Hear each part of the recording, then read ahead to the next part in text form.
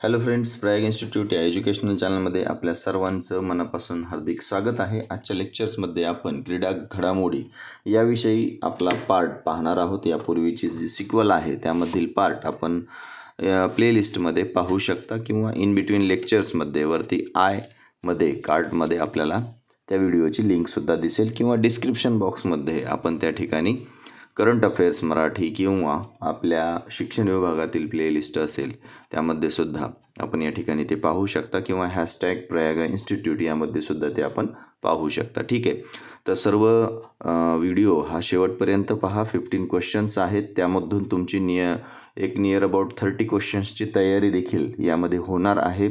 वही पेन घेऊन मुद्दे नोट करून घ्या आणि थोडंसं नोट केल्याच्या नंतर पुन्हा एकदा त्याचं अवलोकन व्यवस्थित करा की कुठले गेम कुठे झालेले आहेत आणि कोणते खेळाडू कोणत्या खेळाशी संबंधित आहेत ते। ठीक आहे, तर यामध्ये ऐनवेळी कन्फ्युजन नको, त्यामुळे झालेल्या व्हिडिओतून जे तुम्ही काही लिहून घेतलेली मुद्दे आहेत ती पुन्हा एकदा अवलोकनामध्ये आणावयाची आहेत आणि झटपट पटपट लिहून घेण्याची सवय थोडीशी ठेवा। अक्षरच चांगलं आलं पाहिजे असं काही नाही, परंतु तुमचं तुम्हाला ओळखू आलं तरी यामध्ये खूप महत्त्वाचं आहे। आपल्या टॉपिककडे जाताना जे नवीन कोणी असतील त्यांनी चॅनल अद्यापपर्यंत सबस्क्राईब केलेलं नसेल तर एक चॅनल सबस्क्राईब करा आणि आमचं मोटिवेशन वाढवण्यासाठी व्हिडिओ कसा वाटला हे नक्कीच कमेंटमध्ये सांगायला विसरू नका, जेणेकरून आमच्या टीमला थोडंसं एक प्रेरणा मिळून नवीन नवीन व्हिडिओ लवकरात लवकर बनवण्यासाठी एक एनर्जेटिक वातावरण त्या ठिकाणी तयार होईल। ठीक आहे, तर आपण आपल्या स्पोर्ट करंट अफेअर्सला या ठिकाणी सुरुवात करणार आहोत। त्यामध्ये पहिला प्रश्न आहे, ICC महिला क्रिकेट T20 विश्वचषक 2026 याचे आयोजन कोठे होणार आहे? तर ICC महिला क्रिकेट T20 विश्वचषक आहे, याचं आयोजन इंग्लंड या ठिकाणी होणार आहे। सेकंड क्वेश्चन घ्या, वर्ल्ड पॅरा ॲथलेटिक्स चॅम्पियनशिप 2025 कोठे होणार आहे? तर यामध्ये वर्ल्ड पॅरा ॲथलेटिक्स चॅम्पियनशिप 2025ची ही आपल्या यामध्ये नवी दिल्ली या ठिकाणी होणार आहे। पुढचा प्रश्न, आंतरराष्ट्रीय ऑलिम्पिक दिवस केव्हा साजरा केला जातो? यामध्ये ऑप्शन्स दिलेले आहेत। 21 जून हा तर आपला योग दिन आहे, पुढे नंतर 7 जून आहे, याला आपण एक दुष्काळ निवारण दिन म्हणून साजरा करतोय। आता याचं काही याच्याशी घेणं देणं नाही आहे स्पोर्ट ह्याच्याशी, परंतु एक दुष्काळ निवारण दिन म्हणून देखील आपल्या जनरल नॉलेजमध्ये माहिती व्हावी म्हणून या ठिकाणी सांगितलेलं आहे। आणि पुढे आहे 23 जून। तर मित्रांनो, ऑलिम्पिक दिवस जो आहे, इंटरनॅशनल ऑलिम्पिक डे म्हणून आपण जो साजरा करतो तो 23 जूनला आहे। आणि यामध्येच एक चौथा ऑप्शन जे देण्यात आलेलं आहे 15 जुलै, ते मात्र आहे जागतिक युवा कौशल्य दिन। ठीक आहे, तर या दिवसावरती सुद्धा आपल्याला प्रश्न विचारण्यात येत असतो। कधी कधी काय होतं, एवढ्या अवघड पातळीवर तर जाणार नाहीत, परंतु योग्य जोड्या लावा। यामध्ये एका अ गटामध्ये दिवस आणि ब गटामध्ये आपल्याला कोणता दिवस आहे हे सुद्धा त्या ठिकाणी जोड्या लावा म्हणून प्रश्न विचारला जाऊ शकतो। ठीक आहे, पण स्पर्धा परीक्षेच्या इतर ज्या काही डिपार्टमेंटल एक्झाम असतील त्यामध्ये वन लाईनर क्वेश्चन्स जास्त येतात, परंतु MPSC झालं किंवा इतर आपल्या MPSC थ्रू कंडक्ट होणाऱ्या PSI STI एक्झाम्स असतील त्यामध्ये मात्र अशा पद्धतीचे क्वेश्चन्स येत असतात। ठीक आहे, तर त्यासाठी आपण एक चौफेर ज्ञान आपलं असणं आवश्यक आहे किंवा आपल्या दृष्टिक्षेपामध्ये ते येणं देखील तितकंच महत्त्वाचं आहे। ठीक आहे, तर आपण लिहून घेतली असेल ही माहिती। पुढचा प्रश्न बघूया आपण, सुपरबीट चेस क्लासिक स्पर्धा 2025 याचा विजेता कोण आहे? आता सुपरबीट चेस क्लासिक स्पर्धा जी आहे 2025ची, याचा विजेता R प्रज्ञानंद आहे। आणि R प्रज्ञानंद हे आहे त्याच्यामध्ये, म्हणजे पहिलेच विजेतेपद यांनी मिळवलेलं आहे त्यांचं स्वतःचं। आता यामध्ये ऑप्शन्स दिलेली आहेत बघा, आता ऑप्शन्स भरपूर दिलेले आहेत, त्या ऑप्शन्समधून आपले क्वेश्चन्स क्रिएट होतात आणि या क्वेश्चन्सचा सराव देखील आपल्याला होत असतो। तर यानिक सिन्नर हा इटली या देशातील आहे। तर यानिक सिन्नर इटली या देशाचा असून याने काय केलेलं आहे, विम्बल्डन जे टेनिस स्पर्धा आहे, ओपन टेनिस आहे, ते जिंकलेलं आहे यानिक सिन्नरने विम्बल्डन येथील। ठीक आहे, आणि फ्रेंच ओपन जे आहे हे कार्लोस अल्कराज याने जिंकलेला आहे। हा स्पेन या देशाचा आहे। कधी कधी आपल्याला या खेळाडूचा देशसुद्धा विचारतात आणि कोणती स्पर्धा जिंकली हे सुद्धा त्या ठिकाणी विचारलेलं असतं। ठीक आहे, तर पुढे कोको गॉफ म्हणून फ्रेंच विजेती आहे अमेरिकेची आहे, फ्रेंच ओपन विजेती म्हणून, म्हणजे महिला खेळाडू आणि पुरुष खेळाडू यामध्ये अमेरिका ची कोको गॉफ ही आहे. म्हणजे आपण फ्रेंच पुरुष आणि फ्रेंच महिला या दोन्हीचं या ठिकाणी बघितलेलं आहे. आता या ठिकाणी पुढचा प्रश्न आपण बघूया. अविनाश साबळे हा खेळाडू कोणत्या खेळाशी संबंधित आहे? तर यामध्ये ऑप्शन्स दिलेली आहेत. धावणे म्हणजेच ॲथलीट्स, 3000 मीटर या संबंधित आहे तो. आता 3000 मीटर या ठिकाणी का दिले? कारण त्या ठिकाणी आशियाई ॲथलेटिक्स चॅम्पियनशिप झालेल्या आहेत 2025मधल्या. तर यामध्ये अविनाश साबळे हा 3000 मीटर यामध्ये सुवर्ण पदक विजेता हा त्या ठिकाणी ठरलेला आहे. तर हे पॉईंट नोट करून घ्या. त्यामध्ये आपल्याला अविनाश साबळे हा खेळाडू कुठल्या खेळाशी संबंधित आहे असा सुद्धा प्रश्न हा परीक्षेमध्ये विचारला जाऊ शकतो, त्यामुळे हा घेतलेला आहे. पुढचा प्रश्न आपण 6वा प्रश्न बघूया. यामध्ये IPL सीझन 2025मध्ये कोण विजेता ठरला? तर हे जे IPLचं सीझन आहे ना मित्रांनो, हे आत्तापर्यंत 18वं सीझन आहे. 2007मध्ये फर्स्ट झालेलं आहे आणि 2025मध्ये हे होणारं 18वं सीझन होतं. आणि यामध्ये कोण विजेता ठरला? त्याचं उत्तर तुम्हाला सर्वांना आलंच असेल.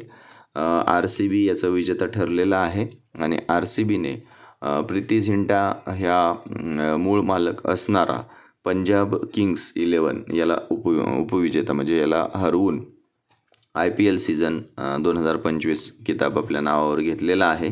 सर्वात पहिलंच विजेता ठरलेला आहे या 18 वर्षामधून. आणि कॅप्टन RCBचा रजत पाटीदार होता. आणि हा जो सामना आहे, या हा सामना जो झालेला आहे ते स्टेडियम जे आहे हे एक वैशिष्ट्यपूर्ण आहे. कारण हा अंतिम सामना जो आहे हा नरेंद्र मोदी स्टेडियमवर झालेला होता आणि जगातील सर्वात मोठे स्टेडियम म्हणून ओळखले जाणारे किंवा ओळख होणारे आपल्या भारत देशातील नरेंद्र मोदी स्टेडियम म्हणून हे आहे. तर हे सुद्धा लक्षात घ्या. पुढचा प्रश्न बघा. अयोग्य जोडी लावा. अयोग्य जोडी ओळखा आहे sorry. Orange cap Sai Sudarshan, purple cap प्रसिद्ध कृष्णा, मौल्यवान खेळाडू सूर्यकुमार यादव आणि उदयोन्मुख खेळाडू शुभमन गिल. तर यामध्ये बघा IPLचा सीझन असतो, त्यामध्ये एक उत्कृष्ट बॉलर जर कोणी असेल, विकेट जर जास्त घेतलेली असेल तर त्याला पर्पल कॅप असते. पुन्हा नंतर उत्कृष्ट फलंदाज जर असेल तर त्यामध्ये ऑरेंज कॅप असते. मग यामध्ये मौल्यवान खेळाडूसुद्धा असतो किंवा उदयोन्मुख खेळाडूसुद्धा असतो. असे विविध पुरस्कार त्यामध्ये असतात. तर त्यामध्ये ऑरेंज कॅप ही साई सुदर्शन यांना मिळालेली आहे. पर्पल कॅप प्रसिद्ध कृष्णा, मौल्यवान खेळाडू सूर्यकुमार यादव आणि उदयोन्मुख खेळाडू शुभमन गिल नसून साई सुदर्शन हे आहे. ठीक आहे. तर अयोग्य जोडी लावा, त्यामध्ये ऑप्शन 4 हे आपलं उत्तर आहे. आणि पॉईंट नोट करून घ्या. IPL सीझनमधील हे ऑरेंज कॅप पर्पल कॅप कोणाकोणाला मिळालेला आहे. कमीत कमी हे 2 तरी लक्षात ठेवा. ओके. पुढचा प्रश्न बघा. विस्डेन क्रिकेट अल्कनॅकच्या 2025च्या आवृत्तीचा पुरस्कार कोणाला मिळालेला आहे? म्हणजे विस्डेन क्रिकेटर्स 2025 याची जी लिस्ट असते त्यामध्ये आपल्याला पुरस्कार दिलेले असतात. मग विस्डेन ट्रॉफी कोणाला मिळाली किंवा विस्डेन क्रिकेटर अल्कनॅकचा आवृत्तीचा पुरस्कार जो आहे हा कोणाला मिळाला, ठीक आहे. किंवा जागतिक आघाडीचा एक खेळाडू असतो T20मधला, त्यालासुद्धा विस्डेन क्रिकेटर पुरस्कार मिळत असतो. तर यामध्ये बघा विस्डेन क्रिकेटर्स अल्कनॅकच्या 25च्या आवृत्तीचा पुरस्कार जो आहे हा जसप्रीत सिंग बुमरा याला मिळालेला आहे. आणि विस्डेन ट्रॉफी जी आहे ही मिचेल सॅटनर याला मिळालेली आहे, जो न्यूझीलंडचा कॅप्टन होता काही दिवस. आणि वेस्ट इंडिजचा जागतिक आघाडीचा T20 खेळाडू म्हणून आपण ओळखतो, त्याने IPLमध्ये तुफान फटकेबाजी केलेली होती, तो आहे निकोलस पुरन. ठीक आहे. तर यामध्ये 3 क्वेश्चन्स मी तुम्हाला सांगितलेली आहेत. विस्डेन ट्रॉफी कोणाला मिळाली? तर मिचेल सॅटनरला मिळाली.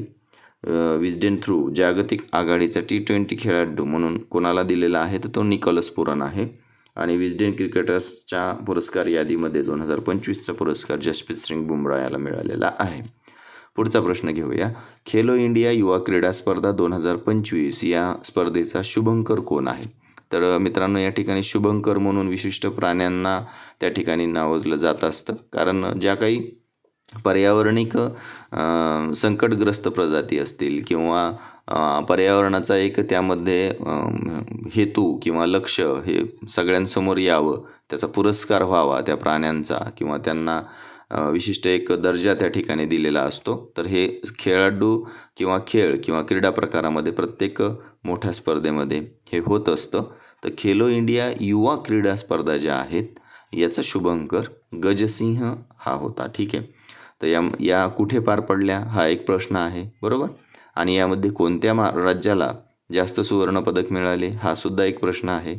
तर पहा, खेलो इंडिया युवा क्रीडा स्पर्धा 25च्या आहेत. याचा शुभंकर तुम्हाला माहीत झाला, गजसिंह आहे.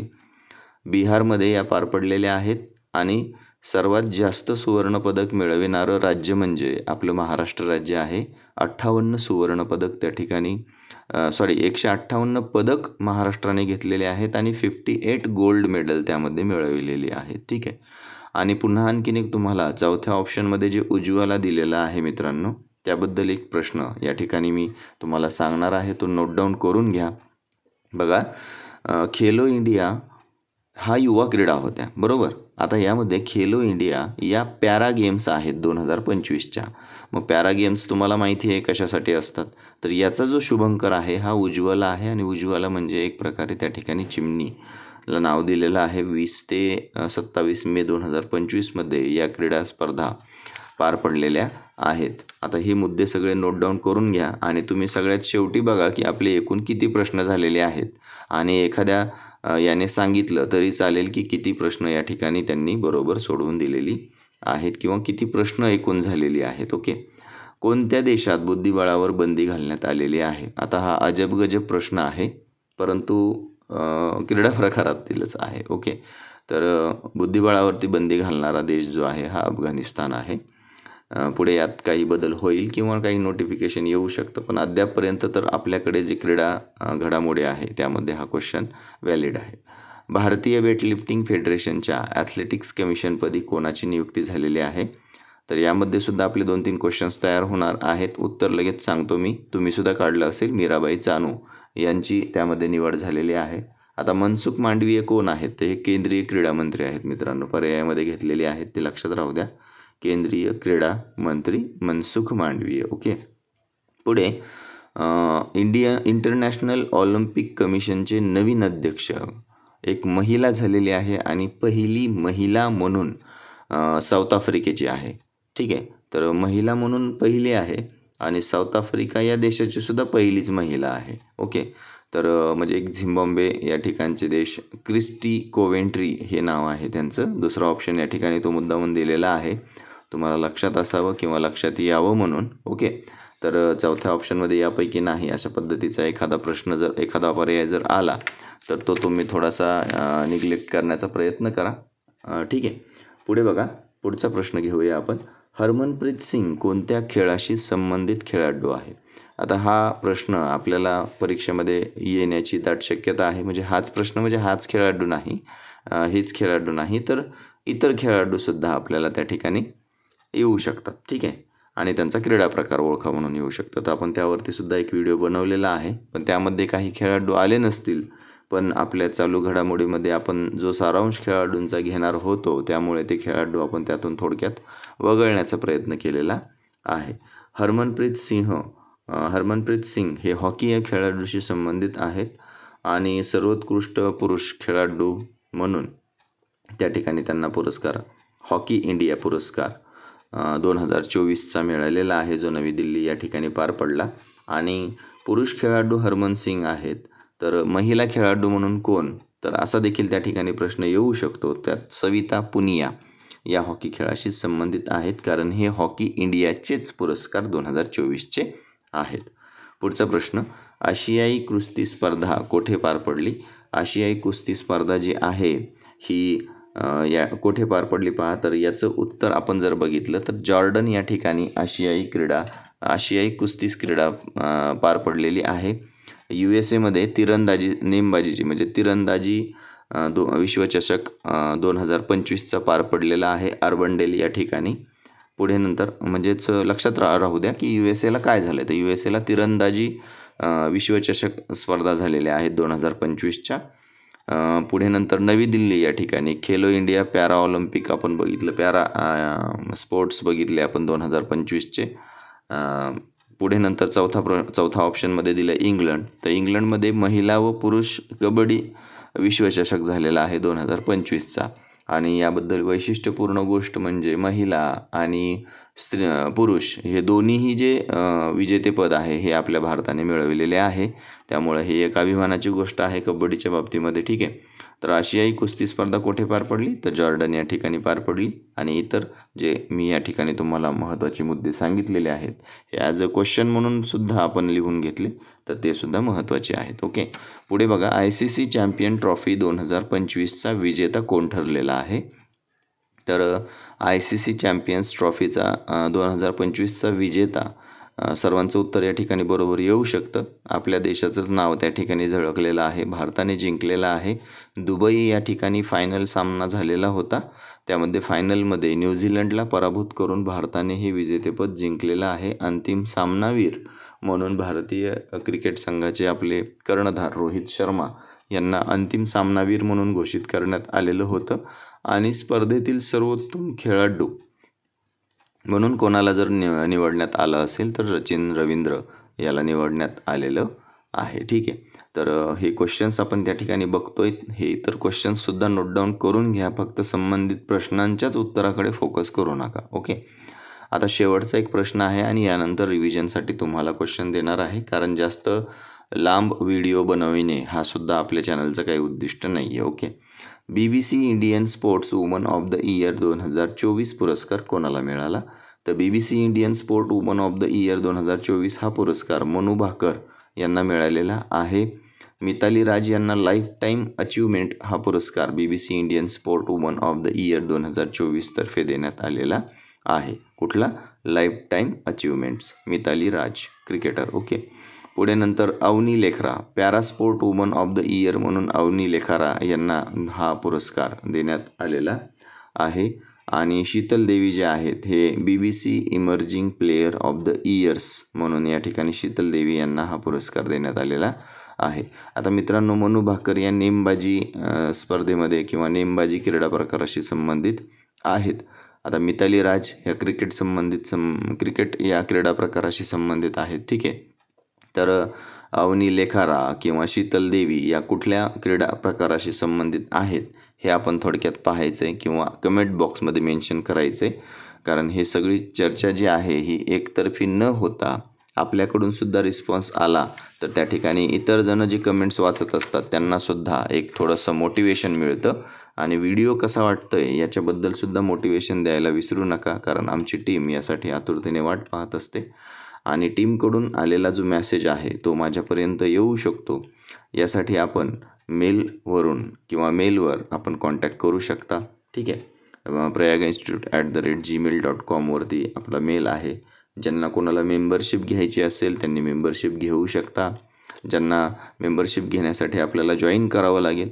आणि दुसरी गोष्ट, या ठिकाणी आपण सुपर लाईकसुद्धा त्या ठिकाणी देऊ शकता. ओके. ॲज एक तुम्हाला तुमच्या स्वेच्छेने त्या ठिकाणी तुम्ही मेंबरशिप किंवा त्या ठिकाणी एक स्पेशल थँक्स म्हणून आमच्या टीमच्या या कार्याकरिता देऊ शकता. तर रिव्हिजनसाठी आपल्याकडे क्वेश्चन आहे, रणजी करंडक 2024-25 मध्ये विजेतेपद कोणी मिळविले. तर यामध्ये प्रश्नाचं उत्तर तुम्ही सांगायचं आहे. पर्याय आहेत विदर्भ, केरळ, मुंबई आणि उत्तर प्रदेश. ठीक आहे. तर याच्यासाठी एक क्लू तुम्हाला आज देऊन जातो की यामध्ये रणजी करंडक स्पर्धा ही क्रिकेट संबंधित आहे. 24-25 मध्ये कोणी जिंकली हे त्या ठिकाणी विचारण्यात आलेलं आहे. परंतु एक महत्त्वाची गोष्ट जनरल नॉलेजबद्दल एक तुम्हाला यातून सांगून जातो की सर्वाधिक वेळा जिंकणारा रणजी करंडक विजेता संघ जर म्हटलं तर हा मुंबई आहे. तर यामुळं एक मुंबईने जवळपास नियर अबाउट किती वेळा हा जिंकलेला आहे असं जर आपण त्या ठिकाणी म्हटलं तर 42 वेळा मुंबईचा हा करंडक जिंकलेला आहे. ठीक आहे. तर अवनी लेखारा नेमबाजीसाठी आहे आणि शीतल देवी ही तिरंदाजीसाठी आहे आणि मनू भाकर ही सुद्धा नेमबाजीसाठीच आहे. मिताली राज क्रिकेटसाठी आहे. हे तुम्हाला या ठिकाणी जाता जाता सांगतो, कारण व्हिडिओ जे शेवटपर्यंत पाहतात त्यांना थोडासा नक्कीच हा फायदा होतो. त्यामुळे तुम्हाला वेळ न वाया घालवता तुम्ही डायरेक्टली कमेंट्स यामध्ये 15व्या क्वेश्चनच्या इन बिटवीन विचारलेल्या प्रश्नांची देऊ शकता. ठीक आहे. तर व्हिडिओ आवडला असेल तर लाईक करा. अशाच प्रकारचा पुढचा व्हिडिओ आपण पुढच्या पार्टमध्ये बघणार आहोत. जो क्रीडा स्पर्धा या भागामधील या प्रश्नाचं उत्तर देणार आहे त्याचं अभिनंदन आपण आपल्या नेक्स्ट क्रीडा प्रकाराच्या भागामध्येच देणार आहोत. ठीक आहे. हे मी टीमला सुद्धा सांगितलेलं आहे की कमेंटमधून यांची नावं बाजूला काढून मला द्या, त्यांचे नाव आपण या ठिकाणी डिस्प्ले करूया. ओके. तर आपण भेटू आपल्या पुढच्या लेक्चर्समध्ये. जे नवीन असतील त्यांनी लाईक करा, सबस्क्राईब करा आणि जे जुने असतील त्यांनी इतरांना शेअर करायला विसरू नका. नोट्स काढा. अजूनही इतर आपलं वाचन ठेवा आणि रिव्हिजनसाठी आपण व्हिडिओ किंवा संबंधित गोष्टींवरती आपण बिनधास्त या ठिकाणी आपल्या अभ्यासाला लागा. ठीक आहे. तर भेटू आपण आपल्या पुढच्या लेक्चरमध्ये. तोपर्यंत have a nice day. Bye bye and thank you.